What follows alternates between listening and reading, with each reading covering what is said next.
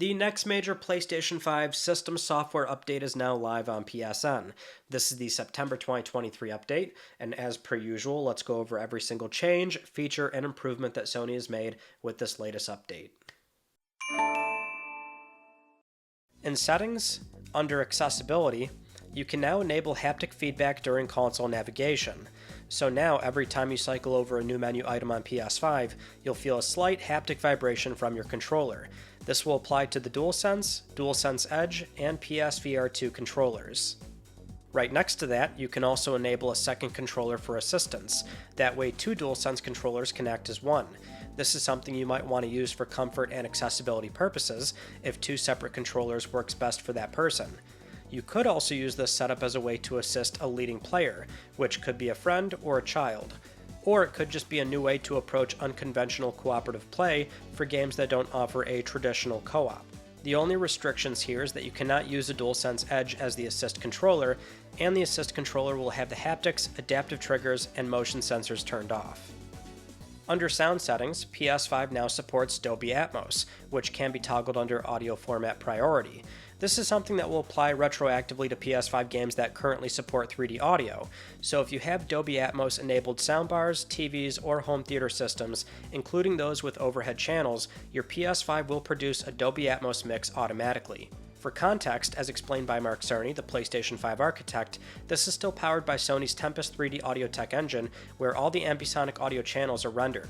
This data already included overhead direction for headphones, so the same data is output for Dolby Atmos 7.1.4, and the support works identically to 5.1 and 7.1 with minimal latency. So while the support is automatic, game developers and app developers for streaming services now have the option of creating an optimized Dolby Atmos mix. Parties have seen some adjustments. You can now invite players into a closed party automatically without adding the player into the group or creating a new group. You can also send an open or closed party invitation to groups instead of only individual players.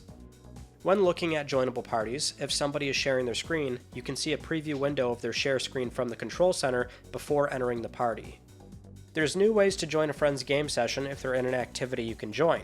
Under Friends, there's now a joinable icon displayed. You can hit Options to join from there. There's also a Join button on their profile card too. There's an easier way to look at any shared media in your groups by hitting Options on that group and selecting Shared Media. For games that support tournaments, there's now a Tournaments tile on their Game Hub.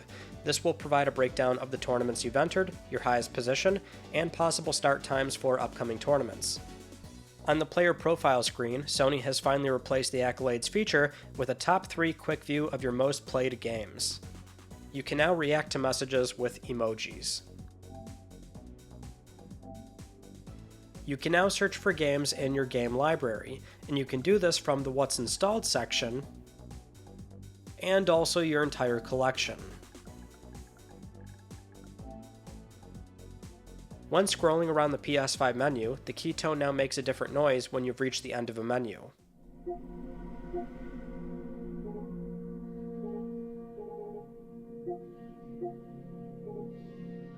Activity cards have seen another adjustment. Previously, activities were consolidated into one single-player and multiplayer card, so now all the activities were in a vertical list, requiring an additional button press to see more info about that activity. Now, the most recent and relevant activity will appear as a separate card alongside a consolidated one, and when viewing the Game Help card, it will display all current activities, but now also upcoming or previously completed ones. By default, it will also have an expanded view now, so you can immediately see all the content of each activity on the right side. The screen reader now supports Turkish, Swedish, and Portuguese. Ekran okuyucuyu başlatmak veya duraklatmak isteyen Superman o läser även upp information om konsolen.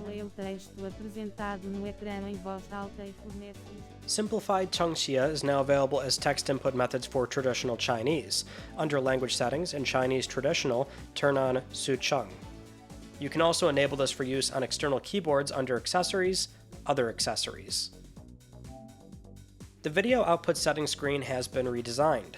Before, all the information about your connected display was on one page, but now it's separated as current video output signal and information for the connected HDMI device. Current video signal shows your resolution, color format, and HDCP status. Information for HDMI device shows VRR and HDR support across different resolutions. Voice commands have been expanded again. If you want to know more about new PS5 features and new information about PS Plus, you can say "What's new?" on any screen. Hey PlayStation. What's new? I found these updates for you. 2. These are the free games this month from PlayStation Plus. You can also navigate between help content pages using voice commands as well. Hey PlayStation. Help. Here are some additional things to try. Next tip. During the login screen on PS5, if you're signing in fresh, the QR codes are now considerably bigger.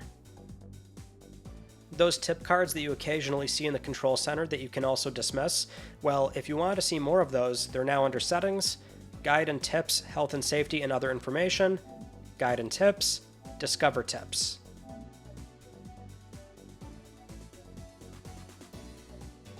You can also get to the screen right away from the control center by hitting Options and Discover More on a tip.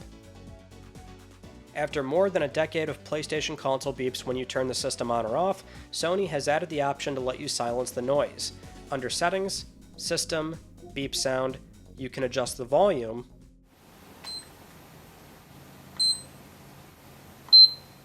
or just mute the sound entirely. For those curious, the beep sound will still play if the console was powered off incorrectly before, so you get that angry double beep that we all know. And the beeping can still occur if you're attempting to get into safe mode, where you need to listen for the second beep.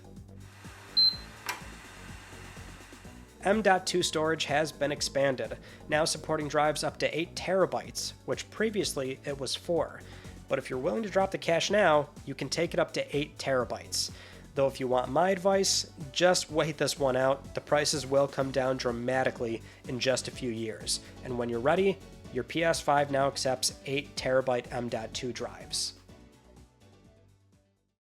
Now, we do still have a few other items to cover up here. So first would be the Remote Play app is now finally available on Android TV OS 12, which right now the PlayStation blog is saying they've only verified the Chromecast 4K model and also their own Bravia XR A95L model, which that's just their process. Broadly speaking, they are saying that the application should be available on any device running TV OS 12. So you should be able to search for it, download it, and start using it that way. So that's available today. And then also later this month, the PlayStation mobile app is also going to get updated on iOS and Android, which is just going to get feature parity for the messaging features that we talked about in the console update for today. So that's going to be things like reacting to messages with emojis and also seeing previews of the share screen before joining a party if somebody is sharing their screen. Now, the one other thing is PlayStation 5 game streaming for PS Plus premium users. And as of right now, it's not a part of this official firmware, so they were testing it during the initial beta phase, and that's something where that was a second wave of invites that were, I believe, coded to particular PSN IDs that allowed access to that. So they're definitely being a bit careful on rolling that out before they're ready, and I would assume they still want to get that launched by the end of this year, but for now, it's not a part of this recent official firmware release. So for now, that's where we're at. But thank you so much for watching. I hope you found this useful, and I'll see you all in my next video. You take it easy.